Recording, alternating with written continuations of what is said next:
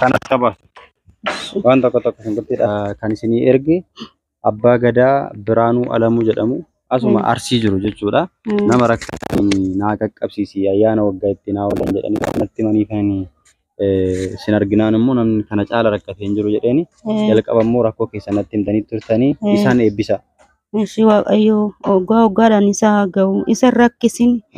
zariin isaa rakkatin abba torbaan isaa rakkatin waa'in isaa tolu yaan oggaadhaan isaa ga'u akkanaa kennetti waaqayyo isaa kennu atillee jiraadhu na argitee naa kennuu keetiif oggaadhaan si haa ga'u galatooma rabbi si haa kennu rakkinni kiyyaan duraan siraa hojjetteen jiraadha mana namaa keessa hin jiraadha nama oggaa kana maraayyuu guyyaa tokko mana fudhadheen beeku amma biyyi wallaa geet naana'ee warri iddiriidha mana kenninaaf jedhanii mana naa kennanii mi'a isaanii eegaa mana san keessatti jiraadha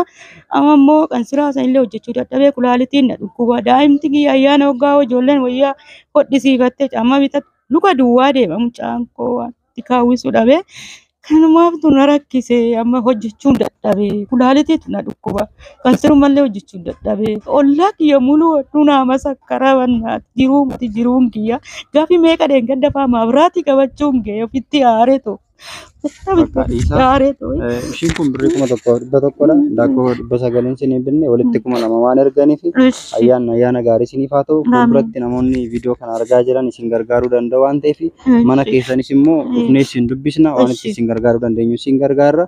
ammaaf homaa miti ayyaana gaarii isiniif haa ta'u isiniif illee ayyaana gaarii isiniif haa ta'u jiraadha ayyaa isinii haa kennu gara manaa gala